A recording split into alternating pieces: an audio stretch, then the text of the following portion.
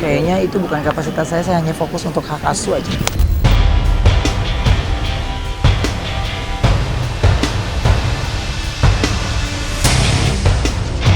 Artinya kan begini, kalau misalnya ada pemboikotan, itu kan merupakan konsekuensi dari apa yang dia lakukan atau apa yang dia sampaikan.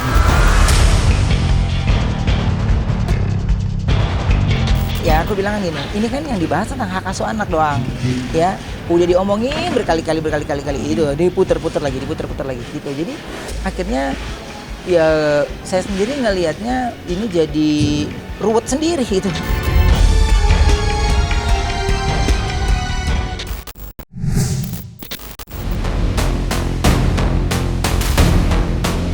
Polemik antara Ruben Onsu dan Sarwenda Dahtan kembali menjadi sorotan publik. Di tengah proses hukum yang masih terus bergulir, kini muncul persoalan baru yang ikut menyita perhatian.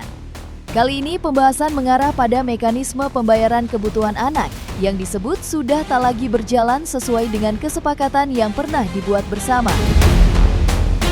Melalui kuasa hukumnya, Minola Sebayang, pihak Ruben menilai sistem penagihan biaya kebutuhan anak yang diterapkan saat ini sudah berbeda dari skema awal yang sebelumnya telah disepakati oleh kedua belah pihak.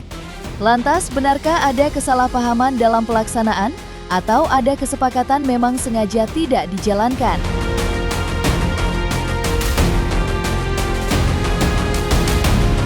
Sebelum masalah ini menjadi ramai kan kita sudah beberapa kali bertemu kan untuk membahas beberapa hal ya, terutama tentu adalah hal yang berkaitan dengan masalah jadwal untuk berkumpul dengan anak-anak itu yang tidak terus terrealisasi, dan juga kemudian tentang bagaimana itu uang nafkah itu kan harus, kalau menurut Akta 39 kan disampaikan, wajib untuk disampaikan terlebih dahulu dan kemudian didiskusikan. Tapi kan pola yang sekarang ini dibuat oleh mereka itu kan seperti invoice gitu loh. Sementara kan kalau uang biaya pendidikan nafkah anak itu kan pasti sifatnya fix ya. Coba tunjukkan mana ada orang yang sudah bercerai biaya nafkah anaknya itu tiap bulan berubah.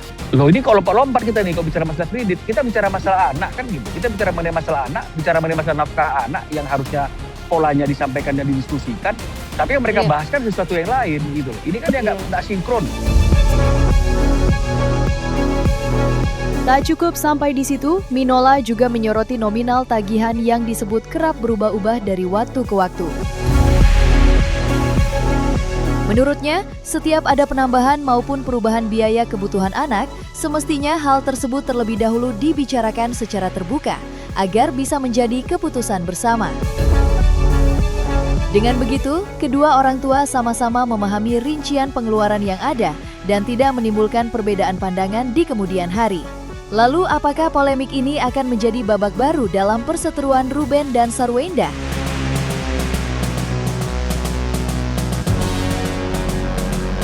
Kalaupun memang misalnya ada perubahan karena sesuatu dan lain hal, pasti itu adalah melalui diskusi. Kalau sekarang kan tidak. Ini kan seperti invoice gitu ya, diberikan tagihan dan rincian yang nggak bisa ditanya bagaimana itu penjelasannya, dan kita harus, Ruben harus membayarkan kan begitu.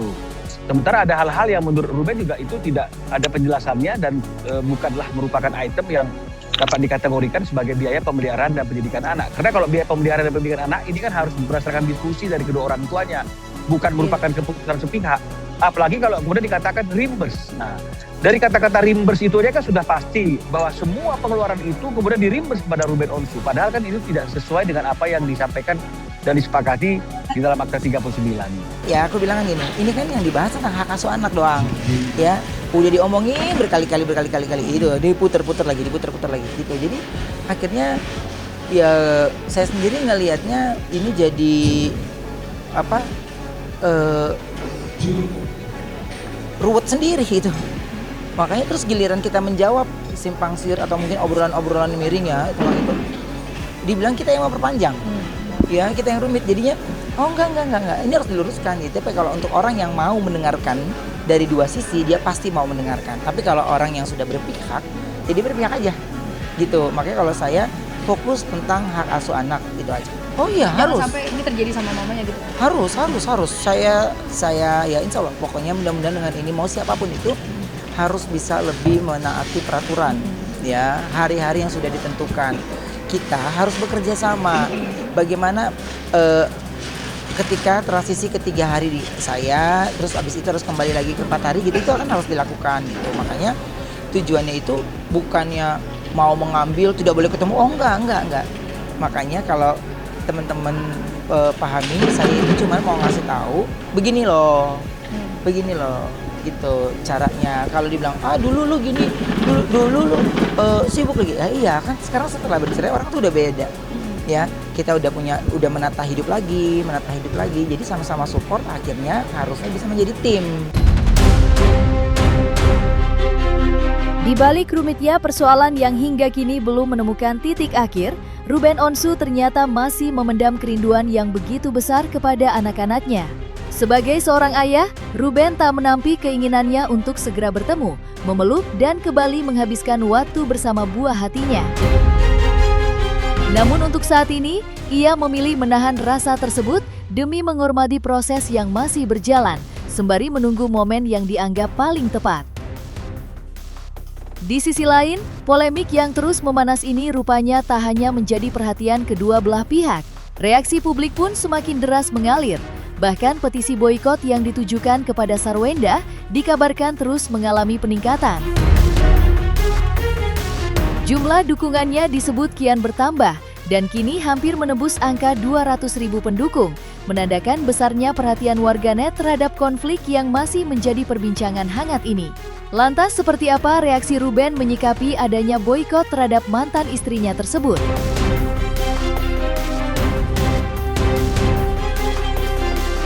Kayaknya itu bukan kapasitas saya hanya fokus untuk hak asuh aja. Ya iyalah, sama kayak orang tua yang lain ya pasti, atau mungkin kalian juga yang udah punya, yang ada adik atau ponakan yang dekat sekali, pasti rasa kangennya beda gitu. Makanya kalau aku ya rasa kangen yang nggak bisa terbayangkan lagi, ya mudah-mudahan rasa rindu dan rasa kangen itu ya nanti bisa ditahan dulu sampai benar-benar tepat pada waktunya. Posisinya adalah ingin semuanya pulih dulu nih, gitu. Semuanya pulih. Bagaimana kedekatan saya dengan anak harus kembali lagi pulih lagi gitu. Karena seperti yang teman-teman lihat kan waktu kedatangan di bandara itu reaksi yang sebenarnya saya selalu hindari. Makanya saya bilang biarkan pertemuan itu antara saya dengan anak-anak dulu. Kalau langsung disaksikan seperti itu, akhirnya dampaknya seperti itu. Gitu. Ya jadinya kita orang tuanya pasti kita tahu gitu. Gue yakin itu juga sama yang dilakukan dengan orang tua kalian gitu. Ketika lo bete, teman lo mungkin gak sadar, tapi orang tua lo pasti tahu anaknya lagi ini gitu. Itu kan. Cuman kan kalau yang diarahkan ini cuman mau ketemu sama anaknya ya, udah gitu doang kan. Intinya gitu, jadinya lebar kemana-mana gitu. Ya mau nggak mau. Tapi ntar ketika kita menjawab, akhirnya dibilang kita yang memperpanjang. Oh enggak, justru saya menjawab terima kasih kepada teman-teman yang memang menyempatkan waktu ya. Artinya kan begini, kalau misalnya ada pemboikotan, itu kan merupakan konsekuensi dari apa yang dia lakukan atau apa yang dia sampaikan yang mungkin itu menciderai rasa keadilan atau mungkin ya membuat para netizen itu tidak simpati. Itu kan pilihan bebas ya dari masyarakat untuk melakukan pemboikotan terhadap S ya. Tapi kan ini kan yang kami bicarakan dalam gugatan kami kan ini hanya hal-hal yang berkaitan dengan masalah kepentingan anak saja. Kami menanggapi hal tersebut dengan positif ya.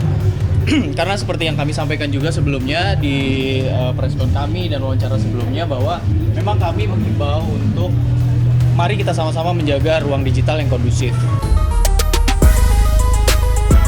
Sementara itu, di tengah polemik yang terus menjadi perbincangan hangat, Nanda Persada sebagai sahabat dekat Ruben Onsu akhirnya turut memberikan tanggapannya. Menurut Nanda, kehidupan seorang publik figur memang tak pernah lepas dari sorotan. Setiap perkataan maupun tindakan akan selalu dinilai oleh masyarakat. Karena itu, ketika muncul sikap yang dianggap mengecewakan atau bertentangan dengan harapan publik, respons dari warganet pun hampir tak terelakkan. Bagi Nanda, derasnya komentar yang bermunculan saat ini merupakan bagian dari penilaian publik terhadap apa yang sedang terjadi.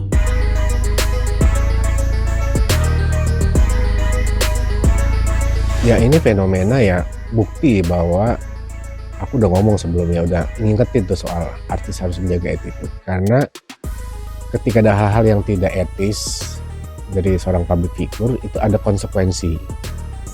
Konsekuensi bukan buat ke fansnya aja tapi ke masyarakat secara umum. Ketika ada perilaku-perilaku yang tidak pantas dan tidak beretika dan juga membuat publik marah, maka akan ada nextnya gitu. Karena sekarang itu eranya memang the power of netizen. Bukan cuma artis, tapi brand produk juga begitu. Ketika banyak di-review, dikritik produknya tidak bagus, atau dikritik satu misalnya tempat-tempat publik gitu ya, pelayanan yang nggak bagus, itu kan pasti jadi pertimbangan. Nah apalagi artis, public figure, udah pasti netizen itu nyorot, akan menilai lah, dan itu konsekuensi yang aku bilang tadi. Makanya mestinya kritikan-kritikan itu segera ditanggapin dengan baik dan bijak. Nah ini kan masalahnya tidak terlihat yang aku bilang yang dari awal, permintaan maaf yang tulus kepada pihak yang bersangkutan langsung, misalnya ke Ruben atau ke siapa. Nah, jadi ini sebab akibat, jadi akumulasi lah gitu. Jadi itu yang mungkin membuat masyarakat atau netizen membuat petisi boykot, dan ini semoga jadi percontohan, pelajaran buat semua teman-teman public figure sih. Tak jauh berbeda dengan pernyataan Nanda Persada, Rian Rayel yang juga dikenal sebagai sahabat Ruben Onsu ikut menyuarakan pendapatnya. Menanggapi gelombang boikot yang tengah ramai diperbincangkan, penyanyi hipdut tersebut menilai bahwa kehidupan seorang publik figur memang selalu berada di bawah sorotan. Karena itu, setiap ucapan maupun tindakan perlu dipertimbangkan dengan bijak. Rian mengingatkan bahwa kesalahan sekecil apapun bisa dengan cepat menjadi perhatian publik dan berpotensi memicu berbagai komentar hingga hujatan dari masyarakat luas.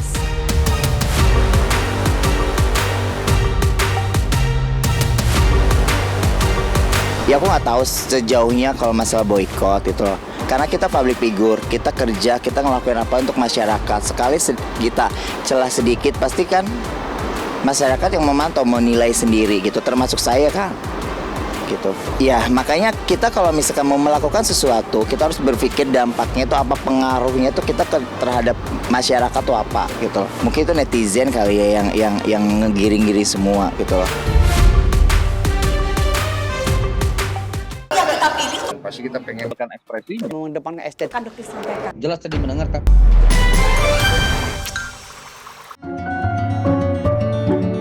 Dan jangan lupa untuk like, subscribe dan juga share channel YouTube Cumi Cumi.